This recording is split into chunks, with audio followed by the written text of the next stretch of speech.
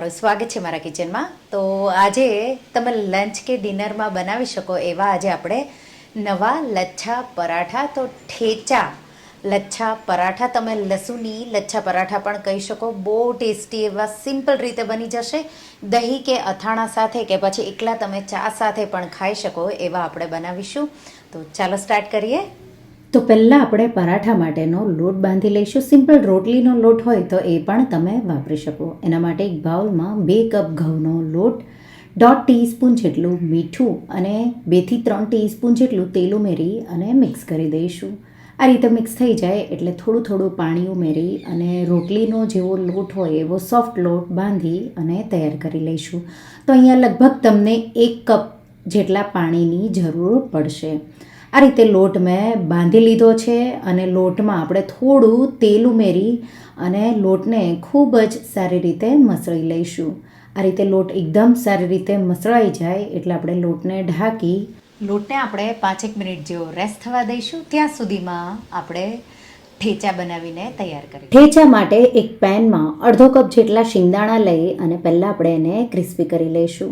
આ રીતે શિંગદાણા થોડા ક્રિસ્પી થઈ જાય તો 2 થી 3 મિનિટ જેવું લાગશે મીડિયમ ફ્લેમ પર. થોડા ફોતરા આ રીતે નીકળવા લાગે અને શિંગદાણા થોડા ક્રિસ્પી થઈ જાય તો લગભગ મને 3-1 મિનિટ જેવું લાગ્યું. ગેસની ફ્લેમ સ્લો કરી એક પ્લેટમાં કાઢી અને દાણાને એકદમ ઠંડા થવા દઈશું અને પછી જેટલી એની સ્કીન નીકળે એટલી આપણે રફલી કાઢી લઈશું. એ જ પેનમાં 1 ટેબલસ્પૂન જેટલું તેલ અને એમાં આપણે 1 લસણનો ગાંઠિયો આ રીતે ફોલીને મેં ઉમેરી દીધો અને આપણે એને 1 મિનિટ જેવો થવા દઈશું. 1 મિનિટ થાય એટલે આપણે 6 થી 7 મોડા લીલા મરચાં અને 6 થી 7 તીખા લીલા મરચાં, તીખાશ તમને જોવે એ રીતે બેલેન્સ કરી 2 મરચાં ઉમેરવાના.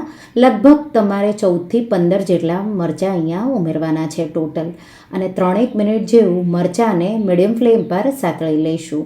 મરચાં જેવા થોડા સતળાઈ જાય એટલે શીંગના દાણા જે શેકીને રાખ્યા હતા તો રફલી ફોતરા મેં થોડા કાઢી પાછા એ ઉમેરી દીધા. 1 મિનિટ જેવું એને શેકીશું. સાથે 1 ટીસ્પૂન જીરું, 1 ટીસ્પૂનથી થોડું ઉપર મીઠું તો બેલેન્સ કરીને ઉમેરવાનું. લોટમાં પણ ઉમેર્યું છે એટલે વધી ન જાય એ રીતે તમારે ઉમેરવાનું. આ રીતે મીઠું ઉમેરી મેં મિક્સ કરી દીધું. હવે લીલા ધાણા 1 કપ મેં ડાળખા સહિત લીધા છે ને રફલી આ રીતે ઉમેરી દઈશું. ગેસની આંચ બંધ કરી અને ગરમ ગરમ મિશ્રણ હોય ત્યારે જ આપણે એમાં લીલા ધાણાને મિક્સ કરી દઈશું. તો ઠેચાનું આ મિશ્રણ હવે તૈયાર થઈ ગયું અને ગરમ ગરમ હોય ત્યારે જ આપણે એને મિક્સર જારમાં આ રીતે ટ્રાન્સફર કરી અને અધકચરું એવું વાટી લઈશું. તો શીંગના દાણા ન રહી જાય એ રીતે તમારે વાટવાનું છે. તો મિક્સર ઓન ઓફ કરીશું 4 થી 5 વાર અને જો લાગે દાણા ઉપર આવ્યા છે તો ચમચીથી મિક્સ કરી આવું ઠેચા તૈયાર કરી લેવાનું. લોટને રેસ્ટ થતાં 5-1 મિનિટ જેવું થઈ ગયું છે. એમાંથી એક મોટો લુઓ લઈ લઈશું. તો લગભગ 6 થી 7 લચ્છા પરાઠા બનશે. લુઓ લઈ લુવાને સૂકો લોટ લગાવી અને બને એટલી પાતળી અને મોટી રોટલી આપણે આ રીતે વણી લઈશું. આ રીતે જેટલી મોટી અને પાતળી મોટી રોટલી વણશો એટલા જ લચ્છા છે એ પરાઠાના સારા પડશે. તો આ રીતે મેં વણી લીધી. હવે આપણે એના પર પહેલાં ઘી, તો 1 ટીસ્પૂન જેટલું ઘી આ રીતે લઈ કિનારીઓ પર પણ આવી જાય એ રીતે તમારે ફરતું આ રીતે લગાવી દેવાનું. આ રીતે ઘી લગાવાઈ જાય એટલે આપણે ઉપર સૂકો લોટ થોડો છાંટી દઈશું, થોડો એને પણ ફેલાવી દઈશું. અને હવે જે ઠેચા આપણે બનાવ્યું છે એ 1 ટેબલસ્પૂન જેટલું લઈ અને પૂરા રોટલી જે વણી છે એના પર આપણે કિનારીઓ સહિત આવે એ રીતે ફેલાવી દઈશું. લચ્છા પરાઠા ફોલ્ડ કરવાની પહેલી રીત, તો આ રીતે તમારે 1.5 ઇંચ જેટલી જગ્યા રાખી અને આ રીતે સીધી લાઈન કટ કરી લેવાની. આ રીતે એક પટ્ટી ઉપાડી બીજી પટ્ટી પર અને આ રીતે બીજી પટ્ટી પર આ રીતે ત્રીજી પર આ ચોથી અને ચોથી પર આ 5મી. તો આ રીતે 5 પટ્ટી એકબીજા પર મૂકી અને તમારે આ રીતે એનો રોલ વાળવાનો. તો થોડો આ રીતે તમારે પ્રેસ કરતું જવાનું સાઈડમાં અને આવો રોલ તૈયાર થઈ જશે. હવે આ રીતે આવો રોલ તૈયાર થઈ જાય એટલે ઉપર તમારે થોડો સૂકો લોટ છાંટી દેવાનો અને થોડું હળવા હાથે આ રીતે પ્રેસ કરી દેવાનું. અને હવે હળવા હાથે તમારે એને વણવાનું છે. તો એકદમ હળવા હાથે વણી અને થોડું જાડું એવું પરાઠું રહેશે એ રીતે તમારે એને વણી લેવાનું. તો આ રીતે લચ્છા છે એ આ રીતે તમે વણશો એટલે આ રીતે પડતા જશે. તો બસ આટલું મીડિયમ થીક એવું પરાઠું આપણે રાખવાનું છે. તૈયાર છે. હવે આપણે બીજી રીત જોઈશું. નંબર 2. ફોલ્ડ કરવાની બીજી રીતમાં સેમ જ આપણે રોટલી પાતળી વણી, ઘી લગાવવાનું, લોટ છાંટવાનો, ઠેચા આ રીતે લગાવી દેવાનું. હવે આ રીતે થોડી થોડી તમારે રોટલી ઉપાડતા જઈ અને ફેનની જેમ તમારે આ રીતે એને ફોલ્ડ કરી લેવાનું. એટલે આના પણ બહુ પરફેક્ટ એવા લચ્છા બનશે. આ રીતે લાસ્ટમાં આ રીતે બધી પટ્ટી ભેગી થઈ જાય એટલે આ રીતે તમારે થોડું એને લાંબુ કરવાનું, થોડું હળવા હાથે પ્રેસ કરી અને પછી આ રીતે રોલ વાળી અને લાસ્ટમાં જે પાર્ટ બચે એને નીચે આ રીતે તમારે પ્રેસ કરી દેવાનું. તો આ પણ એકદમ પરફેક્ટ એવી રીત છે. અને ઉપર આપણે પાછો થોડો સૂકો લોટ છાંટીશું, નીચેની સાઈડ પણ થોડો સૂકો લોટ છાંટીશું તો એકદમ લચ્છા પરફેક્ટ એવા પડશે. અને હળવા હાથે આ પરાઠાને પણ રેગ્યુલર જે પહેલાં આપણે પરાઠું વણ્યું એ જ રીતે આપણે વણી લઈશું. અને જો આ બે રીત તમને અઘરી લાગતી હોય તો આપણે ત્રીજી રીત પણ જોશું. તો આ પરાઠું પણ તૈયાર છે. તો પહેલાં બે પરાઠાની જેમ આ પરાઠું પણ વણી, ઘી લગાવી, લોટ છાંટી, ઠેચા લગાવી દીધું, વચ્ચે કટ કરી અને પછી આ રીતે તમારે એને ફોલ્ડ કરતા જઈ કોન જેવો શેપ રેડી કરવાનો છે.